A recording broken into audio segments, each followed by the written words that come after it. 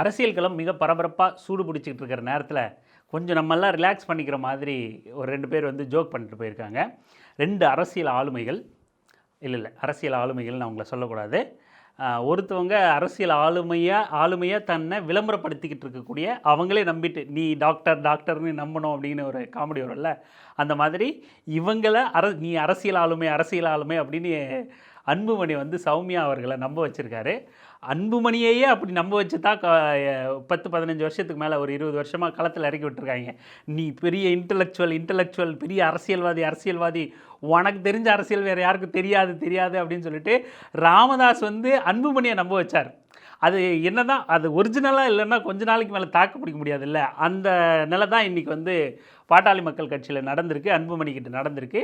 இன்றைக்கி யார் வந்து அன்புமணியை நீ தலைவர் நீ அரசியல்வாதி நீ பெரிய இன்டலெக்சுவல் உன்ன மாதிரி திறமை யாருக்கும் இல்லைன்னு நம்ப வச்சாங்களோ, எந்த ராமதாஸ் அன்புமணியை நம்ப வச்சாரோ அந்த ராமதாஸ் வாயாலே இன்றைக்கி வந்து அன்புமணியெல்லாம் ஒன்றுத்துக்கு தேர மாட்டாருங்க. 2.5 வருஷத்துமே அவரால் தாக்கு பிடிக்க முடியலைங்க ஒன்றிய அமைச்சர் பதவியை. நான் இங்கிருந்து கைட் பண்ணுறேன், நீ போப்பா கொஞ்சம் தாக்கு பிடிப்பா, பதவி பணம் அப்படின்னு இந்த யார் சம்பத் சொல்லுவார், நாஞ்சில் சம்பத், பணம் துப்புனா தொடச்சிக்குவேன் அப்படிங்கிற மாதிரி பணம்னு சொல்லிட்டு நீ 2.5 வருஷம் நீ சும்மா பேருக்கு அங்கே போய் கையெழுத்து போடு, மற்றதெல்லாம் நான் இங்கிருந்து பார்த்துக்கிறேன் அப்படின்னு சொல்லிட்டு அன்புமணியை நீ அமைச்சர் நீ அரசியல்வாதி நம்ப வச்சு இத்தனை வருஷமாக ஓட்டி கொண்டு வந்துட்டார் ராமதாஸ். ஆனாலும் உண்மையாக ஒரு திறமை உள்ளே இல்லாமல் அதை ரொம்ப நாளைக்கு வந்து காப்பாற்ற முடியாது. அதுபோல் அன்புமணியோட சாயம் வெளுத்து போச்சு. இன்றைக்கி ராமதாஸே வந்து அன்புமணி ஒன்றுத்துக்கு தேராத கேஸு, ஒன்றுத்துக்கு வேலைக்கு ஆகாது, வேட்டு அரசியல்னால் என்னன்னு தெரியல, ஒரு உழைப்பு இல்லை, வீட்டில் சோம்பேறி, 12 மணி வரைக்கும் தூங்கிட்டு இருக்கா, அப்பா அம்மாவை மதிக்க தெரியல அப்படின்னு பல அடுக்கடுக்கான குற்றச்சாட்டுகளை அடிக்கிட்டார். அதே போல் தான் அன்னைக்கு தன் தந்தை தனக்கு செஞ்சதை அன்புமணி வந்து தன் மனைவிக்கு செஞ்சுக்கிட்டு இருக்கார். நீ அரசியல்வாதி உனக்குள்ள பயங்கரமாக பேச்சு திறமை இருக்குது தெரியுமா இல்லையா உனக்கு, நான் போகிற இடத்துலலாம் உன்னை கேட்குறாங்க, நீ தான் என்னை விட சிறப்பாக பேசுகிறியான் அப்படின்னு சொல்லி நிறைய மண்டையில் ஏற்றி விட்டுருக்கார். நீ அரசியல் பெரிய பெண் ஆளுமை, நீ மேடம் ஜெயலலிதா மாதிரி நீ வரப்போகிற, நீ அடுத்து கட்சியோட தலைவர் ஆக்கிற உடனே அடுத்து சிஎம் நீ தான், அடுத்து பாட்டாளி மக்கள் கட்சியில் தலைமை ஆட்சி அமைய போது சிஎம் கேண்டிடேட்டு நீ தான், நான் மோடிக்கிட்டலாம் பேசிடுறேன், நம்ம அதுக்குள்ளே கேஸ் எல்லாம் சால்வ் பண்ணிடுவோம் அப்படின்னு சொல்லிட்டு நம்ப வச்சு திருமதி சௌமியா அன்புமணி அவர்களை அரசியல்வாதியாக மாற்றிருக்கிறதா அவரும் நம்பிக்கிட்டு சௌமியா அன்புமணியையும் நம்ப வச்சு தேர்தல் களத்தில் இறக்கி விட்டுருக்காங்க. அவங்க களத்தில் புகுந்து பல காமெடிகளை செஞ்சுக்கிட்டு இருக்காங்க. அப்படியான ஒரு அரசியல் ஆளுமையாக நம்பிக்கிட்டு இருக்கிற அவங்கள பற்றியும் அந்த அரசியல் ஆளுமையாக நினச்சிட்டு இருக்காங்க இல்லையா, அவங்களுக்கு ஆள்காட்டி வேலை பார்க்குறான்ல யார், மோகனை, அவன் அந்த திருமாவை கொஞ்சம் வம்பெழுத்த மாதிரி பேசியிருக்கான். அதை குறித்தும் கொஞ்சம் சின்னதாக பேசுவோம். இப்போ சௌமியா அன்புமணி வார்மப்புக்காக பெண்களுக்கு முன்னுரிமை அப்படிங்கிறதுக்காக நம்ம முதல்ல சௌமியா அன்புமணி என்ன ஜோக் பண்ணாங்க அப்படிங்கிறத பார்த்துருவோம். சாப்பிட்டோடனே சாப்பிட்றதுக்கோ அந்த வயிறு அஜீரணம் போன்ற எல்லா விஷயத்துக்கும் வெத்தலை யூஸ் பண்ணுவாங்க. அதே சமயம் அதை விட உடம்புக்கு ரொம்ப நல்லது வெத்தலையெல்லாம் சாப்பிட்றது. ஏன்னா அந்த நேரத்தை சாப்பிட்டுட்டு இந்த வெத்தலையை சாப்பிடுவாங்க. சாப்பிட்ட உடனே வயிற்றில் இருக்கக்கூடிய மற்ற பிரச்சனைகள்லாம் அந்த மருந்துக்கும் அந்த வெத்தலையை நிறைய யூஸ் பண்ணுவாங்க, உபயோகப்படுத்துவாங்க. இதே மாட்டுக்கு நோய் வந்துச்சுன்னா கொடுக்குறேன். என்னதுங்க, மாட்டுக்கு அம்மா தாய் வந்துச்சுன்னா இதுக்கு வந்து வெத்தலைக்கு சிறப்பு அந்தஸ்து வாங்கி கொடுத்தா வெளிநாட்டுக்கு அனுப்பலான்னு நாங்க அதுக்கு முயற்சி எடுக்கிறோம். நீங்க வந்து மாம்பழத்துக்கு ஓட்டு போடுங்க. நாங்க வந்து பசங்களுக்கு வேலை வாய்ப்பு, தண்ணி பிரச்சனை, இந்த மாதிரி விவசாய சம்பந்தப்பட்ட அனைத்து விஷயங்களுக்கும் குரல் கொடுத்துக்கிட்ட கட்சி பாட்டாளி மக்கள் கட்சி மாம்பழ சின்னம். பார்த்தீங்களா, ஓட்டு கேட்க போன இடத்துல லேகியமே விற்க ஆரம்பிச்சிட்டாங்க சௌமியா அன்புமணி அவர்கள். இந்த வெத்திலை பாருங்கள், வெத்திலை இது வந்து சாப்பிட்றதுக்கு முன்னாடி சாப்பிட்லாம், சாப்பிட்றதுக்கு அப்புறமும் சாப்பிட்லாம், இது ரொம்ப மருத்துவ குணம் வாய்ந்தது, இது எல்லாத்துக்கும் சாப்பிட்லாம், ரொம்ப இனிமையாக இருக்கும், வாய் சுத்தமாக்கும், ஜீரண கோளாறை நீக்கும் அப்படின்னு லேகியம் விற்க ஆரம்பிச்சிட்டாங்க. வெத்திலை தோட்டத்தில் போய் வெத்திலை விவசாயிகளுக்கே போய் வெத்திலையினால் என்னென்ன நன்மை அப்படின்னு சொல்லிட்டு பாடம் எடுக்க ஆரம்பிச்சிட்டாங்க. அது மட்டும் இல்லாமல் புவிசார் குறியீடு நான் வாங்கி தந்துடுவேன், ஏற்கனவே ஆத்தூர் வெத்தலைக்கும் சோழவந்தான் வெத்தலைக்கும் புவிசார் குறியீடு இருக்குது, ஏன் அதுக்கு இருந்தால் இதுக்கு வேண்டாமா அப்படின்லாம் சொல்ல முடியாது. ஒருவேளை தருமபுரி வெத்தலையும் பாரம்பரியம் மிக்க வெத்தலையாக இருந்தால் நம்ம புவிசார் குறியீடு பெறலாம். புவிசார் குறியீடு பெறுறதுக்கு அந்த வெத்தலை வந்து பல வருடமாக அந்த இடத்துல பயிரிடப்பட்டுக்கிட்டோ இல்லை தனித்துவமான ஒரு வெத்தலையாவோ இல்லை கைவினை பொருட்களாவோ இல்லை உற்பத்தியோ ஏதாவது ஒன்று இந்த மாதிரியான பொருட்கள் ஒரு 4-5 கேட்டகரி இருக்குது. இதுக்குள்ளே இருந்தால் அது வந்து அதுக்குன்னு ஒரு தனி வரலாறு இருந்தால், தனி பாரம்பரியம் இருந்தால் அதுக்கு வந்து புவிசார் குறியீடு கொடுப்பாங்க. அப்படி ஒருவேளை தருமபுரி வெத்தலைக்கும் இருந்தால் கொடுக்கட்டும், அதில் தப்பு இல்லை. அப்படி சொல்லி, ஆனால் அப்படி பொய்யா சொல்லி பொய்யை ஏமாற்றிட்டு அந்த விவசாயிகளை வரக்கூடாது இல்லையா, அதுக்காக நம்ம சொல்கிறோம். அப்படி சொல்லி வாக்கு கேட்குறாங்க. இந்த ஜியாலஜிக்கல் ஐடென்டிட்டி புவிசார் குறியீடு நான் வாங்கிட்டோம்னா நீங்கள் வந்து வெளிநாட்டுக்கு ஏற்றுமதி பண்ணலாம் அப்படின்னு ஒரு வாக்குறுதி கொடுத்தாங்க. அது வரைக்கும் கொஞ்சம் பொறுத்துங்க, எனக்கு வாய்ப்பு கொடுங்க, இந்தாங்க வாய்ப்பு கொடுங்க. வாய்ப்பு கொடுத்த பிறகு கொஞ்ச நாள் வெயிட் பண்ணுங்கள், ஒரு மாதம் இருக்கட்டும், அப்புறம் நானே சௌமியா அன்புமணி ஆகிய நான் உடனே உங்களுக்கு புவிசார் குறியீடு கிடச்சிரும், உடனே நீங்கள் வெத்தலையை வந்து எக்ஸ்போர்ட் பண்ணலாமே அப்படின்னு சொல்லிட்டு வந்திருக்காங்க. ஆனால் என்னென்னா புவிசார் குறியீடு கிடைக்கிறதெல்லாம் அப்புறம் அப்பாலிக்கா.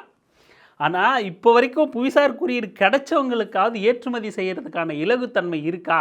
உங்கள் நண்பர், உங்கள் கணவரோட நண்பர்கிட்ட மோடிக்கிட்ட போய் சொல்லி அந்த ஏற்றுமதி வரையை கொஞ்சம் ஏற்றி வச்சுருக்காரு, அதை கொஞ்சம் இறக்கி கொஞ்சம் கொண்டாந்துருக்கலாம்ல. ட்ரம்ப் சொல்கிறதுக்கெல்லாம் தலையாட்டிட்டு 5% இருந்த வரியை 18% கொண்டு போய் விட்டுருக்காருல ட்ரம்ப்பு. ஃபோன் பண்ணி ஒழுங்காக நான் சொல்கிற பேச்சை கேட்குறியா இல்லையா, கேட்குறேஞ்சி சரி அப்போ 50% வரி கட்டு, ஒழுங்காக நான் சொல்கிற பேச்சு கேட்குறியா இல்லையா அப்படின்னு மிரட்டி 5%லேருந்து 50% வரையும் கொண்டு போய் 50%லேருந்து சலுகை தரேன். அது கூட ஒரு இறக்குமதி ஒப்பந்தம், விவசாய பொருட்கள் இறக்குமதி ஒப்பந்தத்தை மிரட்டி ஏற்க வச்சு அந்த சலுகையை 50%லேருந்து 18%க்கு கொடுத்துருக்காரு மோடி. இப்படி ஏற்றுமதி வரியை நான் குறைக்க வைக்கிறேன், எங்கள் வீட்டுக்காருக்கு க்ளோஸ் ஃப்ரெண்டு மோடிஜி, நாங்கள் பேசி பண்ணிடுவோம் அப்படி சொன்னால் தான் ஏன் இப்போ பண்ணல அப்படின்னு கேட்பாங்கல்ல. ஏற்கனவே பண்ணியிருக்கலாம்ல, நீங்கள் ஏன் பண்ணாமல் விட்டீங்க, இப்போவே நீங்கள் கூட்டணியிலே 10-15 வருஷமாக இருக்கீங்களா, பண்ணியிருக்கலாம்ல அப்படின்னு கேட்பாங்க இல்லையா. ஆனால் அந்த ஏரியாவை தொட மாட்டாங்க. அந்த மக்கள், பாமர மக்கள், எளிய மக்கள், அவங்கக்கிட்ட போய் இப்படியெல்லாம் போய் பேசிட்டு வர வேண்டியது. ஒன்று மக்களுக்கு சிறு குறு தொழிலில் ஜிஎஸ்டி போட்டு அவ்வளவு கொடுமைப்படுத்துது ஒன்றிய அரசு, அதை எடுத்து கேள்வி கேட்டிருக்கணும். ஏற்றுமதிக்கு நான் வாய்ப்பு ஏற்படுத்தி தரேன்னா ஏற்றுமதிக்கான வரி என்ன நிலையில் இருக்குது? ஏற்கனவே இதே தமிழ்நாட்டில் புவிசார் குறியீடு பெற்ற பொருட்கள் வந்து கிட்டத்தட்ட 60-69 பொருட்கள் இருக்குது. அதெல்லாம் ஏற்றுமதியில் செழிப்பாக இருக்கா? அதுக்கான வாய்ப்புகள் ஏற்பட்டிருக்கா? அதுக்கான வரி என்ன? ஏற்றுமதி வரி எப்படி இந்த உற்பத்தியாளர்களுக்கு சுமையாக இருக்குது? புவிசார் குறியீடு பெற்ற பொருட்களை உற்பத்தி செய்யக்கூடிய உற்பத்தியாளர்களுக்கு அந்த வரி வந்து எவ்வளோ பெரிய சுமையாக இருக்குது அப்படிங்கிறதெல்லாம் குறித்து கொஞ்சம் விவரமாக பேசணும் மேடம். உங்களை அன்புமணி வந்து நம்ப வச்சுருக்கார், நீங்கள் இன்னும் அரசியல்வாதியாக மாறலை.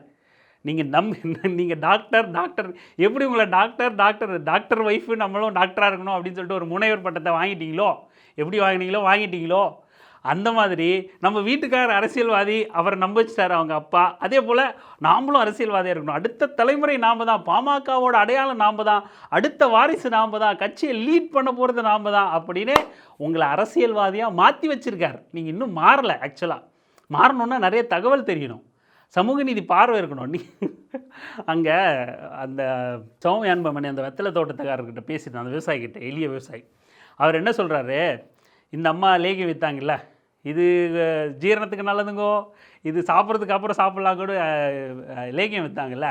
அப்போ அவர் கூட இவங்களும் அப்படி லேகியம் வைக்கவே அவரும் அவரோட நம்பிக்கை சார்ந்து, இது மாட்டுக்கெல்லாம் அம்மா போட்டுருச்சுன்னா அப்படின்னு ஆரம்பித்து, மாட்டுக்கெல்லாம் அம்மா தாய் இருக்குது போட்டு வந்துருச்சுன்னு வச்சுங்களேன். அம்மா தாய், அதாவது அம்மை நோயை வந்து அம்மா தாய், அவர் அப்படி இருக்கார்.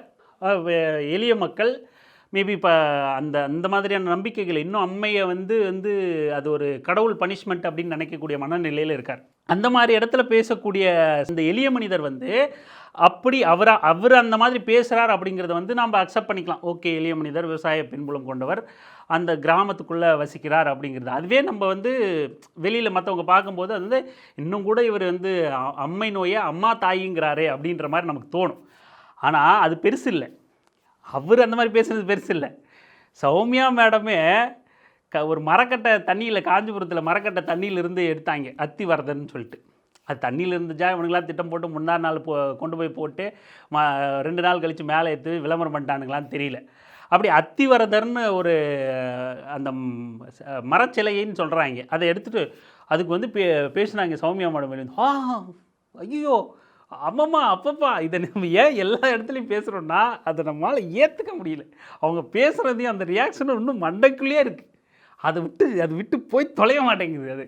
அப்படி ஐயோ அறிவியல் தோற்று போச்சுங்க, அறிவியல் தோற்று போச்சுங்க, 40 வருஷம் தண்ணிக்குள்ளே இருந்திருக்குங்க அப்படின்னு இந்த சௌமியா அரசியல்வாதி நம்ப வைக்கப்பட்டிருக்கிற சௌமியா மேடமே அப்பேற்பட்டவங்க தான். அத்தனை வசதியான வாய்ப்பு, நகரத்தோட வாழ்க்கை, எவ்வளோ டெக்னாலஜி, கணவர் டாக்டரு, இப்படி எவ்வளவு அத்தனை உச்சபட்ச டெக்னாலஜி, செல்வம், செழிப்பு, வசதி, வாய்ப்பு அத்தனையும் பார்த்துக்கிட்டு இருக்கிற சௌமியா அன்புமணியோட அறிவே அந்த மாதிரி தான் அப்படின்னும் போது அந்த எளிய மனிதர் நம்ம இன்னும் பெருசாக சொல்கிறதுக்கு இல்லை. சரி, இது காமெடி டைம் மாதிரி. அடுத்து சௌமியா மேடமோட சொத்து கணக்கு, அன்புமணியோட சொத்து கணக்கு, குற்ற வழக்கு, இதெல்லாம் வந்து அடுத்த பதிவில் பார்ப்போம். ஆக்சுவலாக அதான் பேசுகிறதா இருந்துச்சு, சார் டக்குன்னு பேச முடியல, இன்னும் கொஞ்சம் தகவல் தேவைப்படுது, அடுத்த பதிவில் பார்ப்போம். இப்போ நம்ம அடுத்த பேஷண்ட்டு, இவங்க ஆளுமை நம்பிக்கிட்டு இருக்கவங்க ஆள்காட்டி பையன் இருக்கல்ல மோகன், அந்த ஆள்காட்டி பையன் என்ன பண்ணுறான், ஒரு ட்வீட் போடுறான். என்ன ட்வீட்னா, தயவு செய்து எங்கள் கட்சிக்கு யாரும் ஓட்டு போட வேண்டாம். உலகத்தில் முதல் முறையாக ஒரு கட்சி தலைவர் தன் கட்சி தொண்டர்களிடம் கெஞ்சி கோரிக்கை. ஊரெல்லாம் கட்ட பஞ்சாயத்து பண்ண கட்சி இன்று கர்மா அதையே அவர்களுக்கு திருப்பி தருகிறது. பாதிக்கப்பட்ட பெத்தவங்க பாவம் சும்மா விடுமா, பாதிக்கப்பட்ட பெத்தவங்க பாவம் சும்மா விடுமா. அவன் 2 முறை போடல, இருந்தாலும் அவனுக்கு ஆதரவாக நாமளே 2 டைம் சொல்லணும். கொஞ்சம் வலு சேர்க்கணும்ல, அவனோட கருத்துக்கு நிறைய வலு சேர்க்கணும். அவனை மாதிரியே கருத்தும் பெருசாக இருக்கணும். அதனால் நம்ம 2 முறை சொல்கிறோம். சும்மா விடுமா, கர்மா இஸ் பூமராங் அப்படின்னு சொல்லிட்டு பதிவு போட்டிருக்கான். எதை சொல்ல வரான் அப்படின்னா, ஆக்சுவலாக பாண்டிச்சேரி இருக்குல்ல, பாண்டிச்சேரியில் காங்கிரஸ், திமுக, விசிக இவங்களுக்கு இடையில் வந்து கூட்டணி வந்து மிக மோசமான இழுபறியில் போய்கிட்டு இருந்துச்சு. காங்கிரஸ் கட்சி வந்து அது ஒரு வீணாக போன கட்சி, அதை விடுங்க. அந்த கட்சி வந்து ஒழுங்கான தொகுதி பங்கீடில் ஈடுபடாமல், கூட்டணி கட்சிகளோடு ஒத்துழைச்சி போகாமல், அவங்க இஷ்டத்துக்கு ஆளாளுக்கு தருதலைங்க மாதிரி கூட்டணி பங்கீடை செஞ்சுக்கிட்டு சுற்றிக்கிட்டு இருந்ததுனால, கூட்டணியில் ஒரு உறுதித்தன்மை ஏற்படாததுனால 4 தொகுதியில் வந்து விடுதலை சிறுத்தைகள் கட்சி சுயேட்சை வேட்பாளர்களை இல்லை அவங்க கட்சி சார்பில் வந்து வேட்புமனு தாக்கல் செய்ய வச்சுட்டாங்க.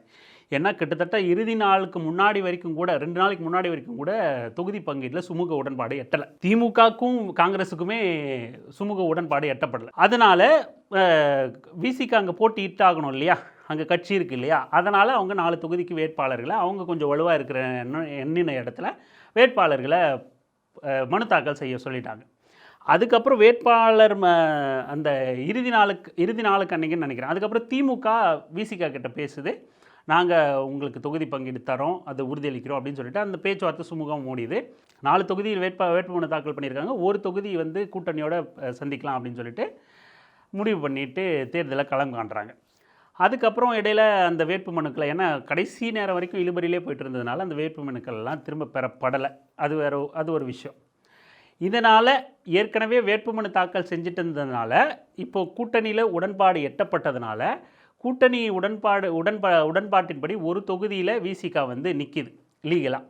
அப்போது விடுதலை சிறுத்தைகள் கட்சியோட தலைவர் அண்ணன் திருமா என்ன சொல்கிறார் அப்படின்னா, அந்த ஒரு தொகுதிக்கு மட்டும் விடுதலை சிறுத்தைகள் கட்சிக்கு வாக்களிங்க, மீதி 3 தொகுதியில் வந்து விடுதலை சிறுத்தைகள் கட்சிக்கு வாக்களிக்க வேண்டாம், கூட்டணி கட்சிகளுக்கு வாக்களிங்க அப்படின்னு ஒரு பிரச்சாரம் பண்ணுறார்.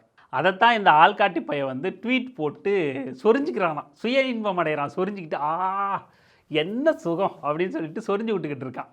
அட வெண்ண, கூட்டணி முடிவால் 4 பேர் போட்டி வேட்புமனு தாக்கல் பண்ணாங்க, இப்போ உடன்பாடு எட்டப்பட்டுருச்சு. அதனால் உடன்பாட்டின்படி ஒரு தொகுதியில் விசிகா நிற்கிது, மீதி 3 தொகுதியில் வேட்புமனு ரிட்டன் பெற முடியல, அதனால் அங்கே வாக்களிக்காதீங்க, கூட்டணி கட்சிக்கு வாக்களிங்கன்னு சொல்கிறது கர்மா இஸ் பூமராங்கா. இந்த 4 சீட்டில் 3 சீட்டுக்கு ஓட்டு போட வேணாம் அப்படின்னு பிரச்சாரம் பண்ணது வந்து பல பெத்தவங்களோட வைத்தறிச்சல் சும்மா விடுமா. கர்மா வந்து தாக்கிருச்சு. நல்லா வாயில் வரப்போதுடா. கர்மா எப்படா தாக்கம்? கர்மா நம்ம சிவாஜி கிருஷ்ணமூர்த்தி ஸ்லாங்கில் தான் இதுக்கு பேசணும், ஆட்டாங்கும் அப்படின்னு பேசணும். நமக்கு அது வரல, நமக்கு அந்த பாணி இல்லை. அப்படிங்கிறதுனால சிவாஜி கிருஷ்ணமூர்த்தியை வந்து மோகன் ஜிக்கு வந்து பதில் கொடுத்தா எப்படி இருக்கும்னு நீங்களே கற்பனை, அது ஒரு சின்ன கற்பனை அப்படின்னு நீங்களே பண்ணி பார்த்துங்க. அந்த மாதிரி தான் இவனுக்கு பதில் கொடுக்கணும். இதெல்லாம் வந்து அதெல்லாம் வந்து இதனால் நாடக காதல் இவர் பண்ண வச்சாரா. அதாவது அந்த திரும்ப அந்த நாய் படம் எடுத்த மாதிரி படத்தில் எப்படி அண்ணன் திருமா தான் வில்லன்னு சித்தரித்து பண்ணுவானோ அந்த மாதிரி இங்கே நாடக காதல் நிறைய நடந்துருச்சான். அதனால் அதுக்கெல்லாம் காரணம் அண்ணன் திருமாவான். அந்த பாவம் பெற்றவங்களோட பாவம் இருக்குல்ல, அது வந்து பூமரேங்க் மாதிரி திருப்பி தாக்குதான். கொய்யால தாக்குண்டா உனக்கு. அப்படி சரி, அந்த லாஜிக் வச்சுப்போம். இப்போ அந்த நாடக காதல் பேசுனதுக்கு தான் படாத பாடுபட்டுக்கிட்டு இருக்கு பாட்டாளி மக்கள் கட்சி, ராமதாஸும் அன்புமணியும் அந்த குடும்பமும். இன்னைக்கு வரைக்கும் அதுக்கு பதில் சொல்ல முடியாமல் அவனை கர்மா தாக்குது அவங்கள. சரி, இப்போ இந்த லாஜிக்கை வச்சுப்போம், அப்படியே வச்சுப்போம். ஆனால் திருமாவுக்கு பாவம் வந்துருச்சு. அவர் பாவம் பண்ணிட்டாரு, பெற்றவங்க சாபம். சும்மா இந்த பழைய மேஜிக்லாம் நடத்துவாங்களே பழைய படங்கள், அது மாதிரி வந்து சொயின்னு வந்து அவரை தாக்கிருச்சு. 3 தொகுதிக்கு ஓட்டு போட வேணான்னு சொன்னது அவ்வளோ பெரிய பாவம் அது. இப்போ ராமதாஸுக்கும் அன்புமணிக்கும் பெரிய வாரே 1 வருஷத்தை கடந்து நடந்துக்கிட்டு இருக்கே. இப்போ அன்புமணி என்ன கொல்ல வந்தாங்கன்றதும், ராமதாஸ் பைத்தியமாயிட்டார் அப்படிங்கிறதும் மாற்றி அவர் பாட இவர் ஆட, இவர் பாட அவர் ஆட அப்படின்னு குடும்பமும் 2 ஆட்டமாக ஆடிக்கிட்டு இருக்கே. இது எந்த பாவம்பா? என் குடிசை கொளுத்தின பாவமா? நாம் சொல்லலை. நாம் அந்த பாவம் புண்ணியம் கர்மா பூமரேங்கெல்லாம் போல் உங்கள் மைண்ட் வாய்ஸ்க்கெல்லாம் நம்ம பதில் சொல்ல முடியாது. ஆடியன்ஸ் நீங்கள் நினச்சிக்கிட்டா மோகனை சிவாஜி கிருஷ்ணமூர்த்தி பேசுகிற மாதிரி நினச்சிக்கிறதும் உங்கள் விருப்பம். இல்லை அன்புமணிக்கும் ராமதாஸுக்கும் பாவத்தின் விளைவு தான் இது அப்படின்னு நினச்சிக்கிறதும் உங்கள் விருப்பம். நாம் அந்த கருமம் அப்படிலாம் இல்லை. இந்த கருமம் முடிச்சவன் தான் அதை பேசிக்கிட்டு இருக்கானே தவிர நமக்கு அதுக்கும் நாம் அந்த கருத்தை முன் வைக்க வரல. அப்படி கேட்பாங்க இல்லையா, ஆடியன்ஸ் ஆகிய நீங்கள் கேட்கலாம், மக்களாகிய எல்லோரும் கேட்கலாம். அப்போ இவங்க என்ன பாவம் பண்ணாங்க, ராமதாஸ் என்ன பாவம் பண்ணார், அன்புமணி என்ன பாவம் பண்ணார், இந்த பாவத்தின் விளைவாக சௌமியா அரசியல் பிரபலமாக வந்து நம்ப வைக்கப்பட்டிருக்காங்களே பாவம், அவங்க என்ன பாவம் பண்ணாங்க, எலெக்ஷன் முடிஞ்சதுக்கப்புறம் ஒரு கூத்து இருக்கே அதுக்கெல்லாம் யார் என்ன பாவம் பண்ணாங்க அப்படின்னு எல்லோரும் கேட்பாங்களா இல்லையா? பேசணுன்னா எதாவது பேசணுன்னு பேசக்கூடாதுடா தத்தி மாடு, எதையாவது பேசணுன்னு பேசக்கூடாது. சரியாக இருந்தால் பேசணும், இல்லைன்னா சிவாஜி கிருஷ்ணமூர்த்தி மாதிரி அப்படின்னு தான் பேசணும். சரியா? பேசணுன்னா ராமதாஸுக்கும் அன்புமணிக்கும் அடிக்கிக்கிட்டே போகலாம். ஏன் உனக்கு கூட தான் பஞ்சாமிரத்தை நக்கிட்டு போய் ஜெயிலில் உட்காந்திய, இது எந்த பூமராங்கனால் நடந்துச்சுடா? பூமரு இது எந்த பூமர்னால் நடந்துச்சு? பஞ்சாமிரத் சும்மா கிடந்தடி, சும்மா வாய்க்கொழுப்பு எடுத்து பேசிட்டு நான் பஞ்சாமிரத்தை நக்கி தின்னேன், எனக்கு ஆன்ம போயிடுச்சுன்னு பேசினேன், முடிச்சுட்டாங்க கதையை எடுத்துகிட்டு போய் உள்ளே வச்சு குத்திட்டாங்க. இது எந்த பூமராங்கனால் நடந்துச்சு? இந்த மாதிரி ஜோக் பண்ணிக்கிட்டு இருக்காங்க. அடுத்த தேர்தல் களம் பரபரப்பாக போய்கிட்டு இருக்கு. இன்னும் ஒரு சில குறிப்பிட்ட தொகுதிகளோட புள்ளி விவரங்களோட வெற்றி வாய்ப்பை பற்றியும் அலசுவோம்.